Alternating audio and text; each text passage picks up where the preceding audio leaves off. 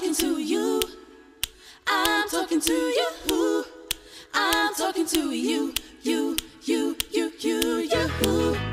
I'm talking to you. I'm talking to you. I'm talking to you. So Queen Elizabeth II has been laid to rest, and we now have a new king, King Charles III. Our banknotes, our stamps, and coins will soon be replaced by an image of the new monarch. King Charles has also unveiled a new personal royal cipher. It will adorn buttons, liveries, military uniforms, and passports. This is a big deal, people. This is a part of what kingship is all about.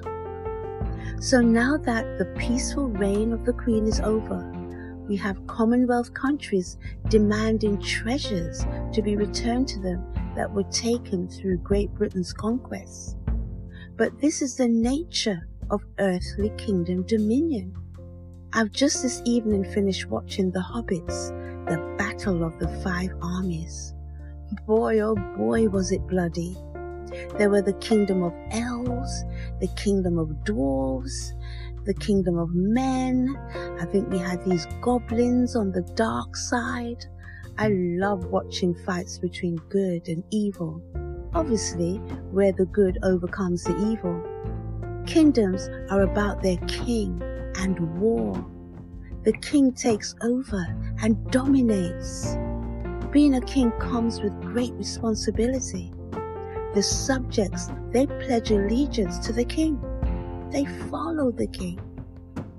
The armies fight for the king and his kingdom. I mentioned in last week's podcast that kings are not elected, they're chosen. The throne is inherited. It is bloodline.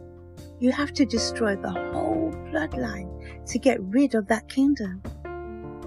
In the Hobbits film, the evil one, whatever his name was, he screamed, "Let's get rid of this filthy bloodline."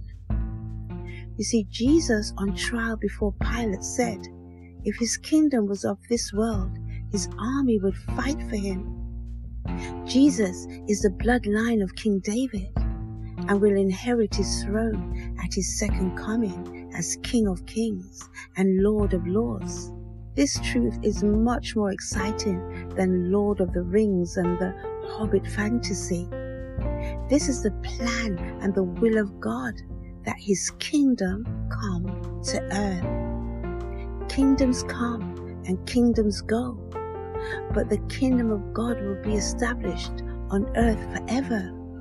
This is good news, the gospel of the kingdom of God.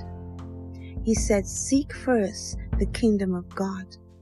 There is no lack in God's kingdom, just righteousness, peace, and joy. Abundance right now and also in the age to come. I felt the need to mention kingship and kingdoms again this week. You know why? Because it's all about God's kingdom coming to earth. You know, Nebuchadnezzar had a dream. I hope to touch it again in one of my podcasts or go much deeper, in which he had a dream he couldn't remember. But then Daniel revealed the vision to him, and it was about kingdoms. You had the kingdom of gold and silver and bronze and iron, and then iron mixed with clay. That was the image. And then there was this stone that was cut out, not by hands, and it smote the image on the feet, and the whole image collapsed and blew away, and that stone filled the whole earth. And the interpretation was that that was a kingdom that was going to be established on earth forever. There would be no end to that kingdom of justice. So this is about kingdom, you know, not taking an aeroplane and risking our lives to come to the United Kingdom or to go to the United States. And, you know, the grass is always greener on the other side. But there is only hope in the kingdom of God.